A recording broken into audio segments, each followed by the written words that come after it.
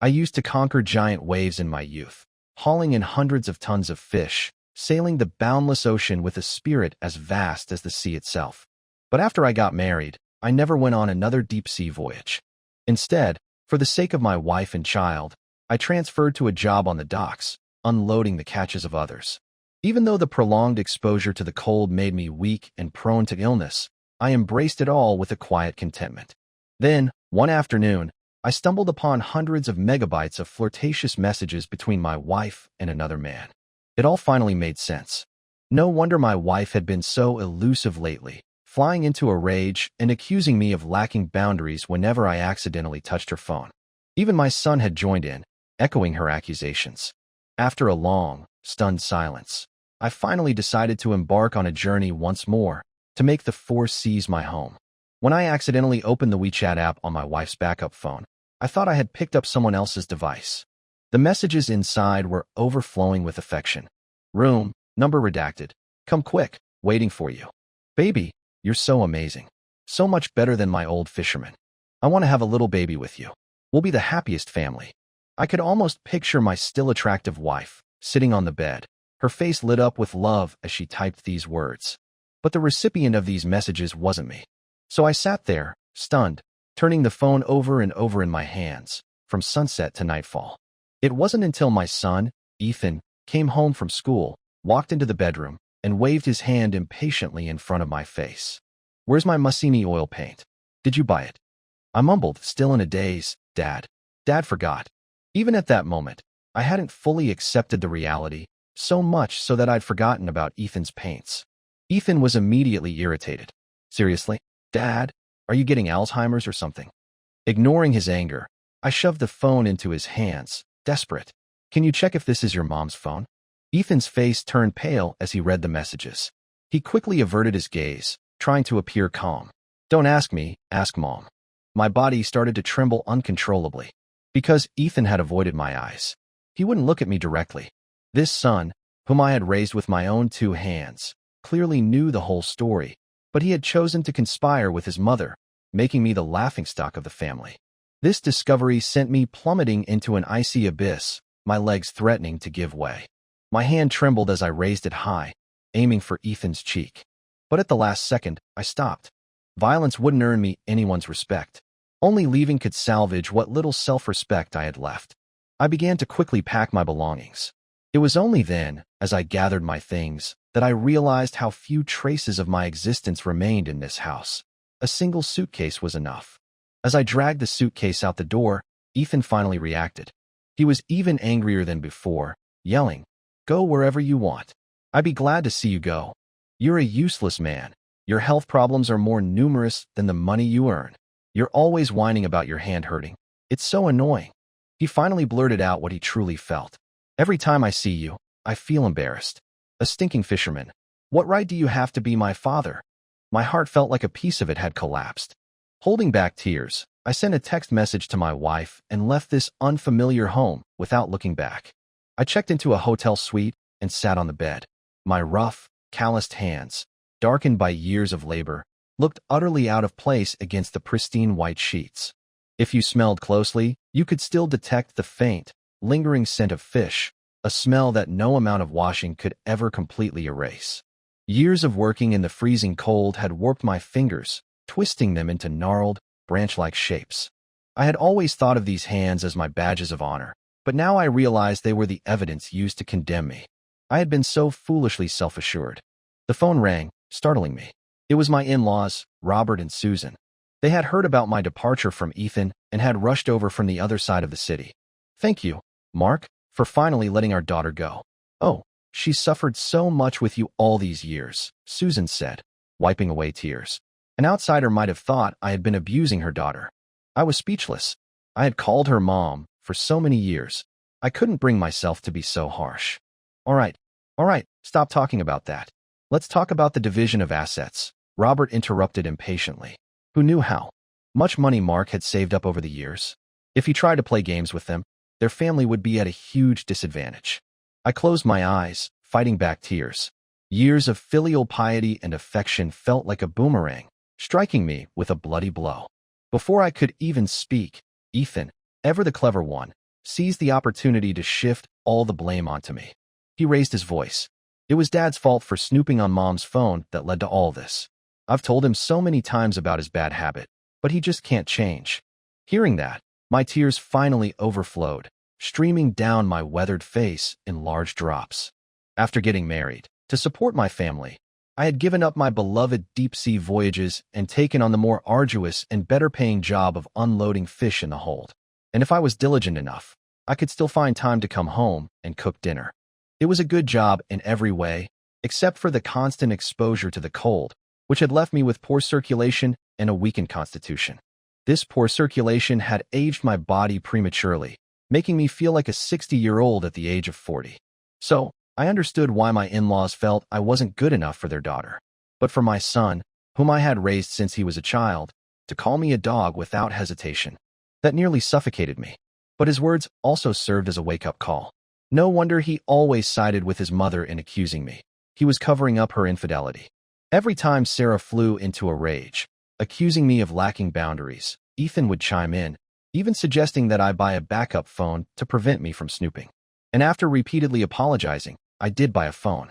Perhaps the salesperson hadn't disabled the fingerprint unlock when I bought it, which is how I was able to see those messages. So, when they finally got their hands on the backup phone, how did they ridicule and mock me behind my back? I couldn't hold back any longer. Tears mixed with humiliation exploded. Did you ever even consider me part of the family? Tisk. The response I received was Ethan's dismissive sneer. All my grief and indignation were nothing but a joke to them. With a bang, I slammed the phone against the wall. I was breathing heavily, looking down at the colorful array of bank cards scattered on the bed. They only knew that I had bought a house. They had no idea how much money I had actually saved. And all this money was intended for Ethan's future, his education, his career, his marriage, his own home. But even now, I hadn't considered transferring the funds. I had only taken the cards out of concern that my wife, in a moment of folly, might transfer the money to her lover. And I had only booked this hotel room out of fear that the cards might be stolen. After calming down, I looked at the shattered phone on the floor and felt a pang of regret. A phone I had used for 5 or 6 years was now useless. I wiped away my tears and slowly walked to the nearest phone store. The store was filled with phones, all with various features. But I looked and looked, unable to find one that seemed affordable. A salesperson approached me, sensing my hesitation, and enthusiastically recommended a few models. I had intended to buy the cheapest phone in the store, but then I heard her say, "Even though we're parents, we still need to try to find happiness for ourselves. Sacrifice sounds noble, but it's not the reason we're here on this earth." Something inside me stirred. I hesitated, then bought a different phone. If Ethan were here, he'd probably be furious. After all, this money could have bought him some high-quality paints. His goal had always been to attend the Central Academy of Fine Arts, and to that end, I had provided him with the best paints, the best paper, and the best art supplies. Even when he went out sketching, I booked him the best hotel rooms. As his adoptive father, I had been more supportive of him than his own mother, truly going above and beyond to meet his every need. And now, I held the warm, new phone close to my chest as I returned to the hotel. Sarah was lying in bed, checking the message Mark had sent on her phone with the man beside her. "Baby, my husband knows. What should we do now?" She turned and caressed his cheek. "Next, I'll divorce him and marry you, okay? Well, my dear, I hope you don't have any children. If you do, I'm not interested." The man on the bed chuckled lightly, his tone casual, as if he were joking. Sarah bit her lip, and under the man's playful gaze, she gritted her teeth and denied it. Back at the hotel, I inserted the SIM card into my new phone. Almost immediately, Sarah's call came through. She was furious. "How dare you not answer my calls? Do you want to sleep on the floor?" I paused, feeling a bit numb. "You're the one who was caught cheating. I should be the one who's angry." She was momentarily speechless, caught off guard. The next second, she raised her voice, perhaps to cover up her guilt. "What cheating? How can you say such awful things? Don't you have any responsibility in this matter?" As she spoke, she seemed to convince herself of her own righteousness, her voice growing stronger. "How old are you, anyway? Don't you know? Every time we go out together, people think you're my father or Ethan's grandfather." As she continued, her anger grew. "I've been so unlucky to be with you all these years." She inadvertently blurted out what she truly felt. "If you had just died earlier, would I have needed to cheat?" After the emotional outburst, there was silence. Then, she finally revealed her true intentions. If you have any conscience at all, you'll give me all the money. I'll draw up an agreement, and you'll sign it without any fuss. The call ended. After years of effort, I was finally homeless. But Sarah hadn't always been like this. When she showed up at my door, pregnant, and I took her in, she had looked at me with tears in her eyes and said I was a good man. When I married her to give her child a name, she had been so touched, repeatedly saying that she would spend the rest of her life with me. I know that lies usually don't last long, but I still wanted to know when my initially happy future had started to sour. Was it the day I started to age? Or was it even earlier, the day her parents first came to visit her, pregnant and unmarried, and left complaining that the gifts I had given them were too meager? Perhaps that's why they encouraged Sarah to find a wealthier and more generous son-in-law. That year, I was 25, young and reckless. I captained the company's fishing vessel, chasing birds and fish through the waves, hauling in hundreds of tons of fish at a time. The old crew members used to say that with Captain Mark, they had an anchor that could calm the sea. I even set a wildly ambitious goal to become the best fishing captain in China. As a result, I became known as a bit of a rogue, rarely returning to shore once I set sail. But at 25, I suddenly had a family. A family I had always dreamed of, with a wife who was willing to spend the rest of her life with me, and a beautiful, innocent child. They filled the void left by my childhood, where I had grown like a weed, tossed about by the wind. Unfortunately, you can't have your cake and eat it too. After giving birth, Sarah didn't want to stay home and take care of the child. She said her parents had spent their entire lives in the countryside, enduring hardship, and she wanted to take them to see the world. So she traveled far and wide with her parents, only returning home every few months, and even then, it was usually to get money for their travels, tens of thousands of dollars at a time. And with Sarah gone, I had to raise the child alone. Some people advised me to leave the child with relatives or a nanny, since I needed to focus on earning money. I refused. I didn't want my child to be a left-behind child, raised on the charity of others. I knew how difficult that could be. And so, I transferred to the docks, leaving behind the sea I had once loved so deeply. At this very moment, I couldn't help but be filled with self-doubt. Perhaps it was because I was useless, unable to earn enough money for them, unable to give them what they wanted, that I had ended up in this state. Just as I was feeling utterly defeated by life, the newly appointed project manager at my company sent me a message. Captain Mark, I've asked everyone in the company, and they all say you're the most knowledgeable about deep-sea fishing. I'm begging you, please come back to the Chinese shipping line. Perhaps it was because my youthful fishing records were still on the charts. For days, he had been sending me messages, pestering me to go back to sea. After all, he had just joined the company and was in charge of a major 2-year project, deep-sea tuna fishing. Tuna, due to their atrophied gill muscles, must swim constantly to take in oxygen. If they stop, they die from lack of oxygen. Therefore, catching tuna requires searching for schools of fish across various oceans. It often takes at least a year. I had initially refused to go back to sea because deep-sea fishing was too time-consuming, and Ethan was still young and needed care. Just then, David could not wait any longer. Brother, please, our ship is brand new, and we have a lot of new crew members. We really need your help. His tone was earnest, almost pleading. I understand how easily young people in this era can get anxious. Moreover, a new ship and a new crew needed time to gel, and they couldn't do it without the help of veteran sailors. So I readily agreed. David couldn't believe that the great captain, who hadn't been to sea in years, had so readily accepted his request. He clenched his fist and let out a small cheer. Great. Zhongtai number 6 finally had a suitable captain. He excitedly sent a message. Captain Mark, please remember to come to the dock tomorrow. We'll be relying heavily on you for the training of the new crew.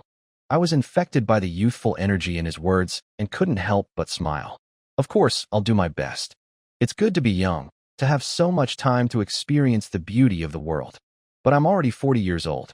40, having sacrificed all my youth, health, and freedom, and about to be left with nothing. At 40, I perfectly fit the world's definition of a failure.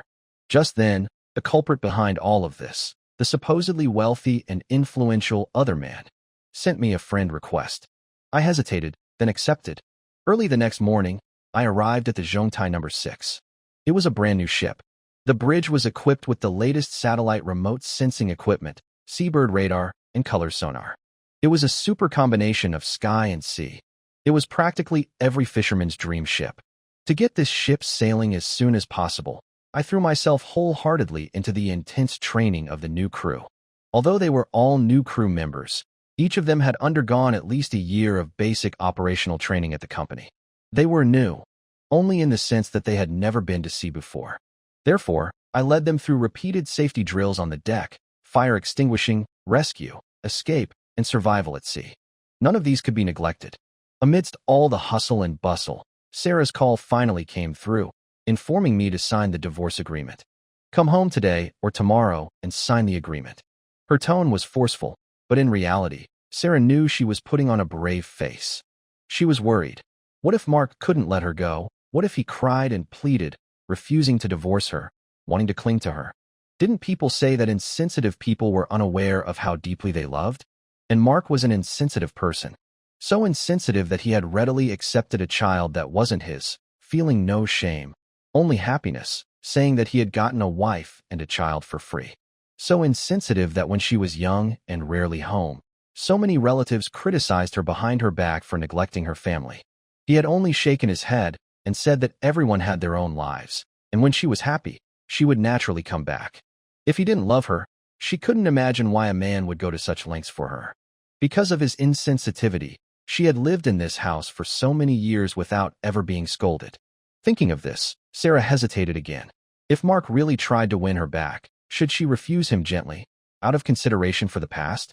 Okay, I'll be home this afternoon. I lowered my eyes, looking at my hands. The heavy moisture in the sea air these past few days had made them ache again. If you looked closely, you could see the distorted curve of my fingers. Remember to leave me some money for medical treatment, the doctor said. Before I could finish, the voice on the other end seemed to be triggered, suddenly flying into a rage. Treat your damn what? So you can have more money to go gallivanting, is that it? I'm telling you, I won't give you a single penny.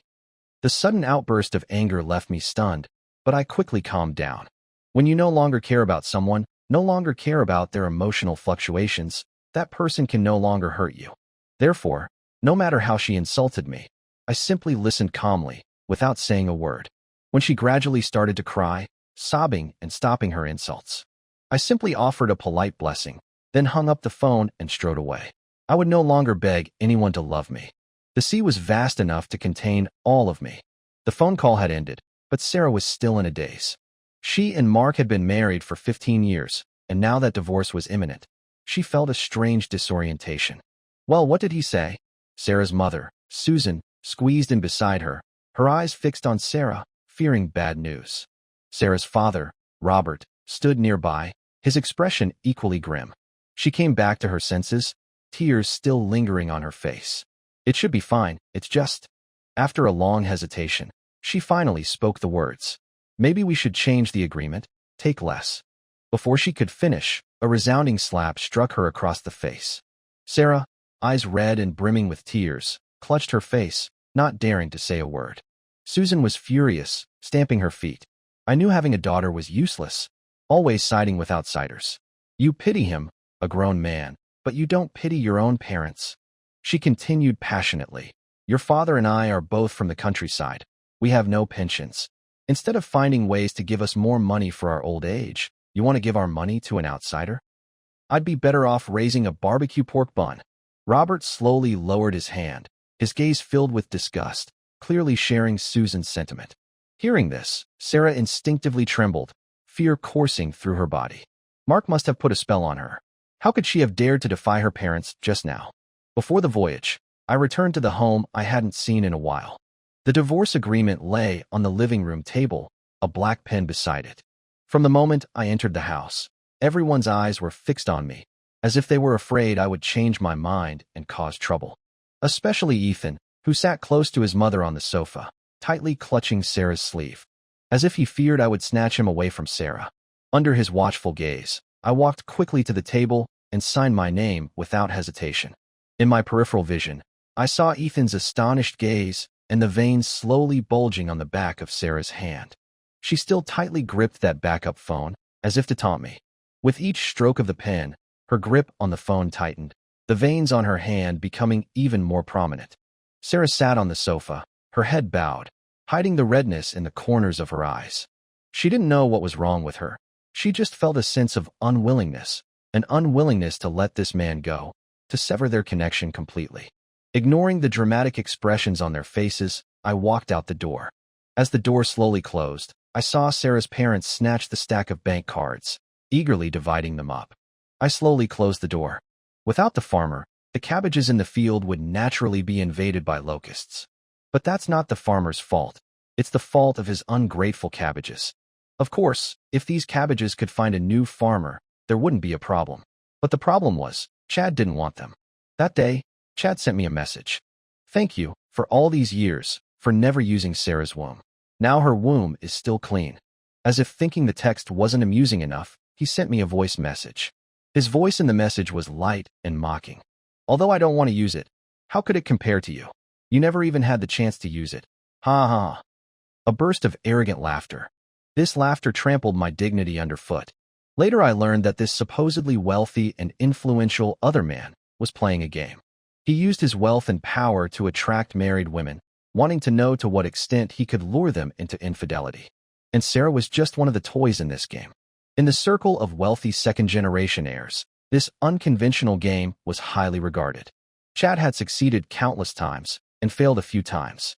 But when he was drunk, he complained to his friends that Sarah was the fastest woman to take the bait. She was no different from other women. They were all interested in his money. Logically, after he had hooked her, he should have discarded her, regardless of whether she lived or died. But Sarah was a little different. When she woke up, she would always sit naked, staring blankly for a while. Staring at her phone, not knowing what she was thinking. It was this tiny difference that piqued his interest again. So he extended the duration of this game, patiently waiting for the moment of their divorce, just to see what the final outcome of this family would be. And so, with such a boring game, my family easily fell apart. Was it that this society was too distorted? Everyone only saw what others wanted, but couldn't see the beautiful things in their own hands. Or was it that Sarah was morally corrupt, naturally a restless soul who couldn't stay at home? After Chad sent the voice message, he unilaterally blocked me. I was filled with rage, with nowhere to vent it. I suppressed my anger and sent the recording of Chad's message to Sarah. I didn't believe she couldn't hear the disdain in his words. But it was only then that I discovered that everyone had blocked me, whether it was Ethan, Sarah, or Sarah's parents. All the message boxes displayed a large red exclamation point. Even the family group chat had kicked me out at some point. I was utterly devastated. My old age and poor health had clearly become a stumbling block to their pursuit of a better life, so they had unhesitatingly kicked me aside. Since that was the case, I would no longer harbor any illusions about their familial affection. At the age of 40, with nothing left, I finally decided to make the Four Seas my home for the rest of my life. 18-year-old Ethan was having a hard time lately. He suddenly realized that he had never met his mother's new man, while the whole family seemed to have met him, except for him. Even more frighteningly, his grandparents' gazes toward him had changed, as if they were looking at some kind of burden. The house also felt unfamiliar. There were a lot of his grandparents' clothes and piles of health supplements. And the paints and paper that his father had bought were all gone, appearing on his mother's second-hand online store account. He had heard his mother secretly trying to stop them. But her mother's response was a flurry of punches and kicks. They were angry, saying that his mother was being critical of them buying medicine, that she didn't want them to live a long life. They bought medicine by the thousands, and if anyone tried to stop them, it was as if someone was trying to take their lives. His mother was injured, but she didn't dare speak up. So one day, when Ethan discovered that his dinner consisted entirely of cabbage leaves picked up from the ground at the market, he wasn't surprised at all. He ate the rotten leaves numbly. He could no longer paint. His art cart was devoid of paint. After dinner, he wanted to ask his mother for some money to buy new art supplies. As he ate, tears fell into his bowl. But when his father was home, his schmink watercolors were inexhaustible, and his touch markers were the newest and most expensive in the class. When his father was home, there would never be rotten leaves in the house, only the braised fish he cooked himself. Why had his home become like this? Ethan didn't understand. Dinner was over. He wiped away his tears. Now he had to beg his mother. Sarah hadn't been able to contact Chad lately. She had anxiously made countless calls, but without exception, no one answered. On the sofa behind her, her parents' gazes were like daggers, almost piercing her back. If she couldn't contact that man today, the whole family would really have nothing to eat. The money Mark had left was indeed a lot, almost enough to buy 2 houses, but after they bought a few rounds of health supplements, there was no money left in the card. So now, the whole family was relying on Chad's support. Sarah held her phone, pacing back and forth in the living room anxiously. If they had no food, her parents would really throw her out of the house again, just like they did 15 years ago. Just as Sarah was at her wit's end, her son came out of the dining room and asked her for money to buy paints. Hearing this, before she could say anything, Sarah's parents exploded. Her mother fired the first shot. "Ethan, it's not that your grandma is criticizing you, but your grandpa was already working in the city to support the family at this age." She pointed and said, "Why are you still in school and studying art? Such an expensive study. Who can afford you?" Grandpa nodded in agreement. The two of them, taking turns, almost decided Ethan's future path, to go to the city to work and earn money to support his mother. Of course, whether it was to support Sarah or them, only the 2 elders knew. Ethan was utterly despondent, his hands trembling uncontrollably. He finally understood that without his father's support, he was nothing. The 2 elders' harsh words slowly bent Ethan's thin back. Almost no one present realized that he was still a minor, and that doing this was ruining him. Seamanship rescue training was originally just a precaution. Unexpectedly, it soon came in handy. That morning, our crew members used binoculars to spot a small boat in the distance, with 3 people on board waving repeatedly. Based on my experience, it wasn't a pirate's bait, just a small fishing boat with a broken power system. The 3 people were rescued, wrapped in blankets, and sat in a warm room. Although they were still shivering, they were gulping down the porridge. Later, we learned that they were fishermen from Kiribati who had been drifting at sea for 21 days. Because they had been missing for so long, there were messages all over Kiribati searching for them.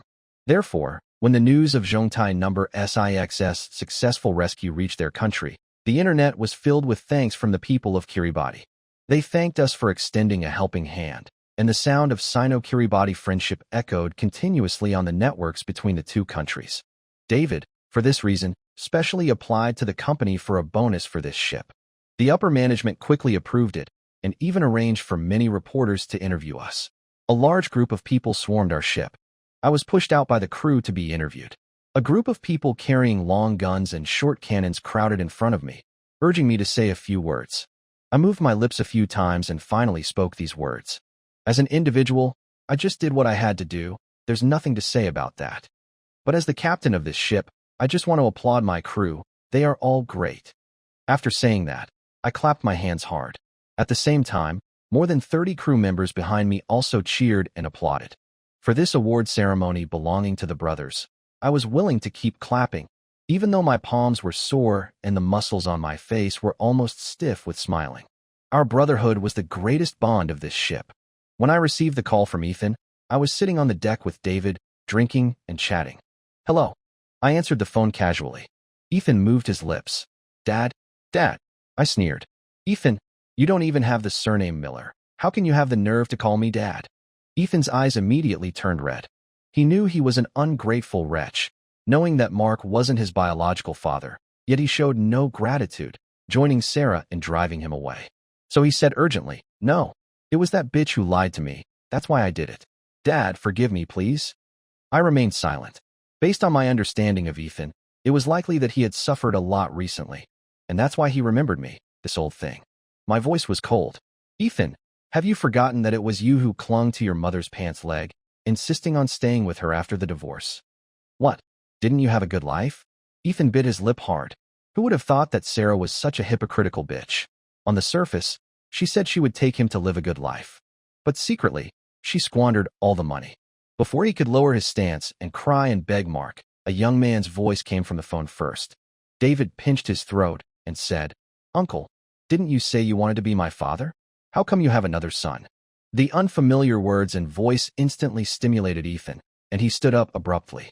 Wasn't Mark's body severely damaged because of his work? How could he have other children? The phone was gripped even tighter. Ethan couldn't control himself and roared at the person on the other end. "Mark, what do you mean? You don't plan to take care of me?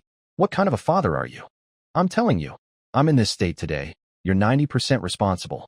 If you hadn't failed to educate me, how would I have become like this today?"